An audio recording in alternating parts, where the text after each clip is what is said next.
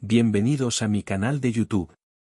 En este canal encontrarás historias basadas en hechos reales. Quédate hasta el final para no perderte ninguna historia. Prepara algo de picar, empezamos. Estas vastas extensiones de tierra cuentan con una belleza natural excepcional, que atrae a millones de turistas cada año. Pero junto con esa belleza, también hay un lado oscuro. Muchos visitantes se pierden en estos parques mientras practican senderismo o caza. Este fenómeno ha sido descrito como el desastre masivo silencioso de la nación, y ha sido documentado por David Paulides, un exoficial de policía convertido en escritor. Paulides ha catalogado más de 1000 de estas extrañas desapariciones, en una serie de libros titulada Los 411 desaparecidos. Aunque sus investigaciones son exhaustivas, el panorama que dibuja no es en absoluto completo. Teme que pueda haber muchos más casos que no sean conocidos por el público, y que probablemente nunca lo sean. Por lo visto, Paulides empezó a trabajar en este proyecto al visitar un parque nacional, donde se le acercó un guarda forestal. Este guardabosques le dijo que había participado en las labores de búsqueda y rescate de un par de desapariciones inexplicables recientes, y que creía que estaba ocurriendo algo más grave. Paulides, amante de la naturaleza, sintió curiosidad por la desaparición misteriosa de excursionistas y cazadores expertos en su entorno, y decidió llevar a cabo una investigación. En aquel momento no lo sabía, pero acababa de embarcarse en una tarea casi insuperable que le llevaría años de investigación, y que culminaría en un extenso trabajo que sacaría a la luz estos misterios. Empezó filtrando ciertos factores para poder centrarse únicamente en los incidentes que desafiaban la explicación, la lógica o el comportamiento convencionales. Excluyó los casos que implicaban juego sucio, enfermedad mental, ataque animal, ahogamiento o arrastre por la corriente, y los casos en zonas urbanas. Con el tiempo, observó que estas desapariciones formaban grupos, congregándose específicamente en torno a los parques nacionales norteamericanos y los grandes lagos. Paulides concluye que algo extraño está ocurriendo. Algo tan indefinible como escurridizo, tan inquietante como misterioso. Piensa que podría haber un desconocido detrás de estas desapariciones. Uno que es inteligente y paciente. Depredador e invisible. Lo que sigue es una selección de las desapariciones más extrañas, registradas en los parques nacionales de Estados Unidos y Canadá. Y hay que tener en cuenta al considerar estos casos, que las explicaciones convencionales se han descartado por completo o son extremadamente improbables. Posiblemente, el ejemplo más famoso de desaparición en un parque nacional, sea el de Dennis Martin.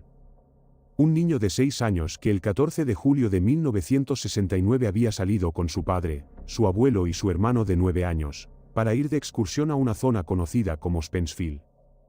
Hacia las 4 de la tarde, Dennis, su hermano y un par de niños con los que había entablado amistad, decidieron jugar al escondite. Al terminar el juego, todos los chicos salieron de sus escondites, excepto él. No aparecía por ninguna parte. La última vez que alguien lo vio, corría hacia un arbusto en el borde del campo, detrás del cual había un espeso bosque. Su padre, William Martin, cada vez más preocupado, corrió 3 kilómetros por el sendero de los Apalaches con la esperanza de localizar a su hijo, pero no encontró nada. Durante 2 semanas, más de 1500 personas, helicópteros y perros rastreadores, impulsaron la búsqueda del niño desaparecido en un área de 56 millas cuadradas. Incluso, los expertos de los Boinas Verdes se unieron al esfuerzo, trabajando de forma aislada y sin relacionarse con nadie. La búsqueda dio resultado negativo y la gente encontró extraño el comportamiento de los Boinas Verdes. Por lo general, solo se recurría a ellos en asuntos relacionados con la seguridad nacional. El día en que Dennis desapareció, la familia Key, que estaba de excursión hacia el arroyo de Rowan, a unos 4 kilómetros de Spencefield, en línea recta, oyó un grito tremendo sobre las 5 de la tarde y 30. Eso fue 1 hora y media después de que vieran a Dennis por última vez. Cuando miraron en la dirección de la que procedía el grito, vieron lo que describieron como un oso cruzado con un hombre que llevaba a un niño pequeño al hombro, escabulléndose hacia el denso bosque. El FBI lo descartó, alegando que el margen de tiempo era demasiado estrecho, y que nadie podría haber recorrido esa distancia por terreno abrupto en tan poco tiempo. Sin embargo, Un guardabosques que participó en la búsqueda, Matt Carter, demostró que esta afirmación era falsa, cuando recorrió a pie el mismo trayecto en poco más de una hora. Trenny Gibson era una estudiante de secundaria de Knoxville, que visitó las grandes montañas humeantes durante una excursión en octubre de 1976. Iba con 40 compañeros de clase, y caminaban desde una zona de aparcamiento hasta un lugar llamado Andrews Bowl. A medida que avanzaba la tarde, los alumnos se iban dividiendo en grupos cada vez más pequeños, determinados por sus respectivas velocidades de marcha. Trenny iba unos 20 metros por delante de su grupo, cuando la vieron detenerse de repente en medio del sendero. Sus amigos contaron más tarde que miraba hacia un lado, casi como si hubiera visto algo entre los arbustos. A continuación se salió del sendero en la dirección hacia la que miraba y desapareció. La policía no creyó a sus amigos cuando le indicaron por dónde había abandonado el sendero, ya que era una pendiente pronunciada y seguida de bosque denso. Habría sido intransitable sin el uso de maquinaria pesada. A pesar de los enormes esfuerzos de búsqueda, Trenny Gibson no volvió a ser vista. En julio de 2010, un hombre llamado Eric Lewis estaba escalando el monte Rainier con dos de sus compañeros. Todos estaban atados con el mismo trozo de cuerda, y separados entre unos 20 a 30 metros. El escalador principal, Don Storm, se detuvo a 4.500 metros y esperó a sus dos compañeros, con la esperanza de que pudieran hacer cumbre juntos. Poco después se le unió el segundo escalador, Trevor, y ambos esperaron la llegada de Eric. No obstante, Eric nunca llegó. Después de enrollar la cuerda, descubrieron que no estaba atado al otro extremo, a pesar de que lo habían visto detrás de ellos momentos antes. Hacía mal tiempo y supusieron que se había soltado para descansar, lo que habría sido muy irresponsable, pero no inaudito. Al descender por la ladera de la montaña, no vieron ni rastro de él, y descubrieron que sus huellas parecían detenerse en medio de la nada. Los helicópteros rastrearon las laderas, pero no encontraron nada. Los equipos de búsqueda y rescate encontraron su mochila, su arnés de escalada y su pala de nieve a 4.000 metros de altura, pero Eric no apareció. Stephanie Stewart era una observadora de incendios forestales de 70 años, que trabajaba para el Parque Nacional de Jasper, en Alberta, Canadá. La noche del 26 de agosto de 2006, se encontraba trabajando en la remota torre de vigilancia de Athabasca, situada a 40 kilómetros al noroeste de Hinton. Su trabajo era muy importante. Durante el día vigilaba cualquier indicio de incendio forestal, y por la noche dormía en la torre. El 27 de agosto por la mañana no se comunicó por radio con su supervisor, tarea que debía realizar al menos 3 veces al día. Otro observador de incendios fue enviado a la torre para comprobar su estado, pero se dio cuenta de que había desaparecido. Lo único que faltaba en la cabina era su manta. No había señales de lucha ni de que hubieran forzado la entrada. La estufa estaba encendida y había una olla con agua, pero su contenido hacía tiempo que se había evaporado. Su furgoneta seguía fuera, y las autoridades no encontraron más huellas de entrada o salida que las dejadas por su propio vehículo. Estaba sana de mente y tenía una familia cariñosa. Parece poco probable que se marchara en mitad de la noche sin motivo aparente. Nunca se volvió a ver a Stephanie, y su desaparición hizo que el gobierno provincial modificara el funcionamiento de las torres de vigilancia en toda la región. Charles era un fotógrafo aficionado de 19 años de Virginia. En diciembre de 1974, viajó en autoestop a la costa oeste para pasar unas largas vacaciones, fotografiando paisajes por el camino. En enero del año siguiente, se quedó en casa de un amigo en Oregón. Planeó una breve excursión al lago Crater para fotografiar los bellos paisajes invernales, y regresar a casa de su amigo 2 días después. Sin embargo, nunca se le volvió a ver con vida. Se emprendieron enormes esfuerzos de búsqueda y rescate, pero no se encontró nada. Ni huellas, ni olores, ni testigos. Un año después, un par de excursionistas localizaron una mochila a 12 millas de la cabecera del sendero, y tras ser examinada por las autoridades, se determinó que pertenecía a Charles. Los guardas del parque enviaron una patrulla a caballo a la misma zona en cuestión de horas, y encontraron el cuerpo de Charles. O lo que quedaba de él. La escena era muy extraña. Todo lo que encontraron de él fueron sus vaqueros, desabrochados, sentados en un tronco en medio de la nada, congelados en posición como si un hombre invisible estuviera sentado dentro de ellos. Sus calcetines sobresalían de las piernas por la parte inferior, como era de esperar, y dentro de ellos encontraron pequeños huesos de pie. A 3 metros encontraron la parte superior de su cráneo. Su camisa, abrigo, botas y demás pertenencias no aparecían por ninguna parte, y nunca encontraron el resto del cuerpo. Lo más enigmático de todo era cómo había llegado hasta allí.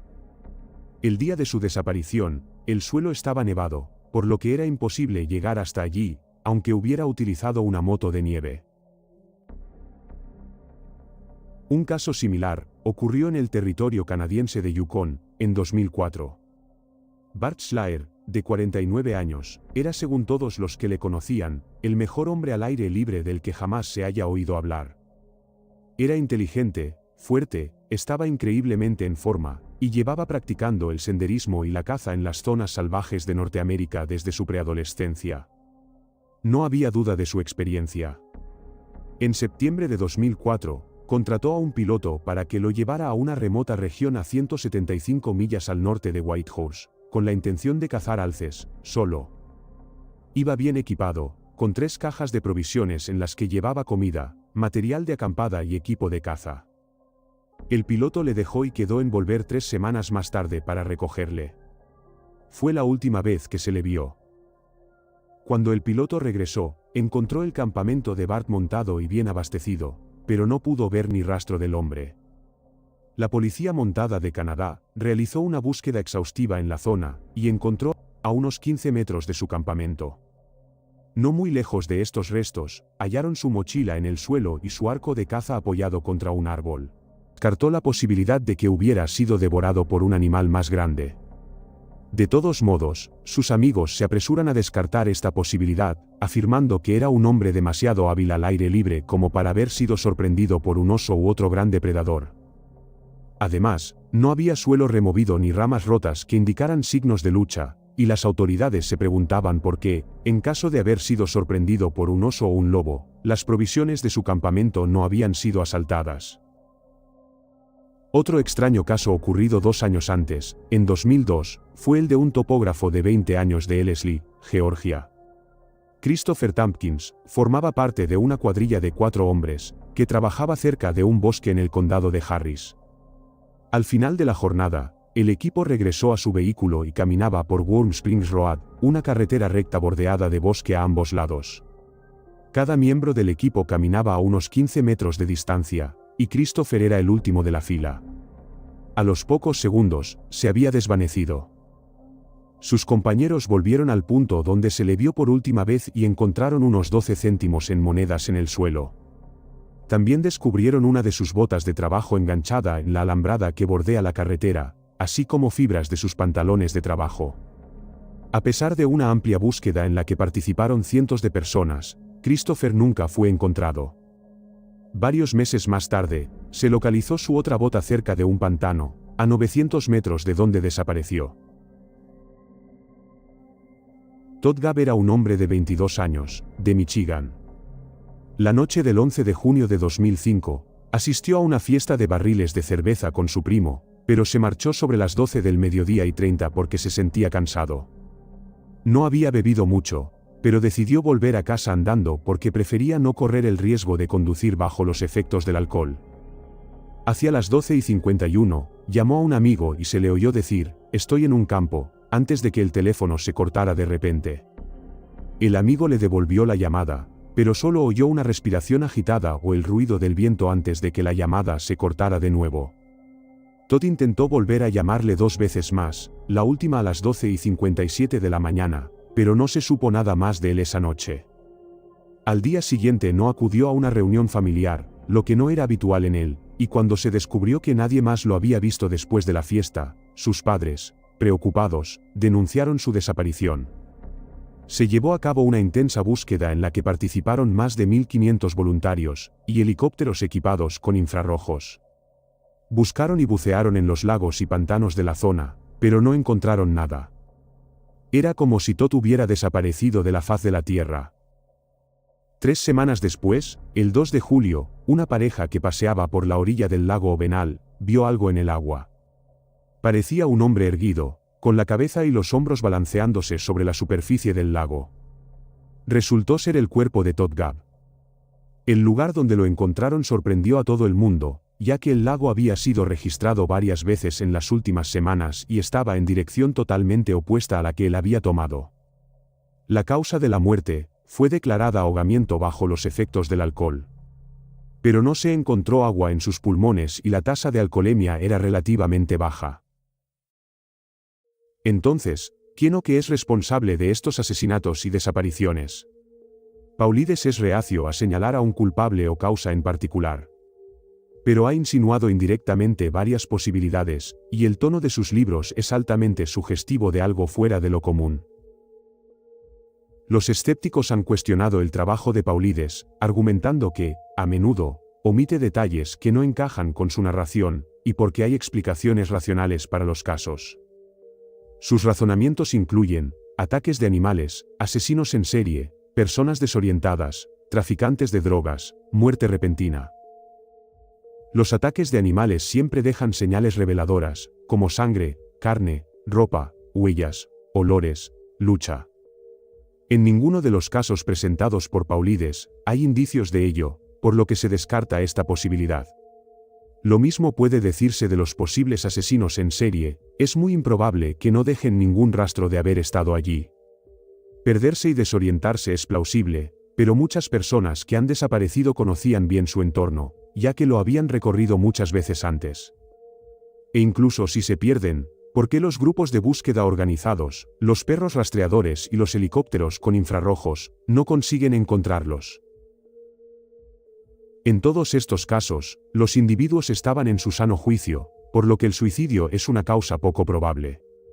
Desaparecer intencionadamente para empezar una nueva vida, por otra parte, podría ser una posibilidad, pero requeriría una gran cantidad de planificación y gastos, difíciles de ocultar a familiares o amigos. En cualquiera de estos casos, esto no explica por qué los equipos de búsqueda y rescate son incapaces de localizar cualquier rastro de ellos. Los traficantes de drogas que operan en regiones remotas no son algo inaudito. Después de todo, cualquiera que haya visto la serie de televisión Narcos, sabrá que Pablo Escobar utilizaba las selvas colombianas para ocultar sus operaciones de producción. No obstante, los parques nacionales de Norteamérica parecen un lugar poco probable para tales prácticas, dado el número de visitantes anuales. Los narcos sabrían que matar a alguien atraería más atención de servicio de parques nacionales, grupos de búsqueda y rescate y agentes de policía. Por último, la causa más probable de estas desapariciones es una enfermedad subyacente o una lesión sufrida durante una excursión. Paulides señala incluso que muchas de estas personas tenían algún tipo de discapacidad o dolencia, o declararon sentirse mal antes de desaparecer. Sin embargo, es muy extraño que los intentos de búsqueda y rescate sigan sin localizar sus cuerpos. Cabría pensar que una persona que se encuentra mal no se alejaría demasiado de los senderos establecidos, si es que lo hace. Dependiendo de la naturaleza de las lesiones, localizar víctimas de un accidente no sería difícil, gracias a los perros rastreadores y helicópteros de búsqueda con infrarrojos.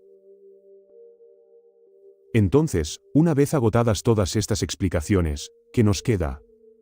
Paulides se desconcierta por los elementos similares que presentan los casos que investiga.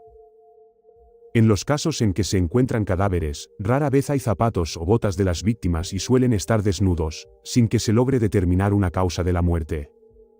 Por supuesto, algunas personas han sugerido que estas desapariciones son el resultado de algo paranormal o sobrenatural. Las teorías abarcan desde espíritus hasta críptidos, abducciones alienígenas, portales interdimensionales y plantas que activan algún tipo de defensa contra la presencia humana. Por increíbles que parezcan estas afirmaciones, se han dado casos de personas que han experimentado estas cosas en parques nacionales y han vivido para contarlo.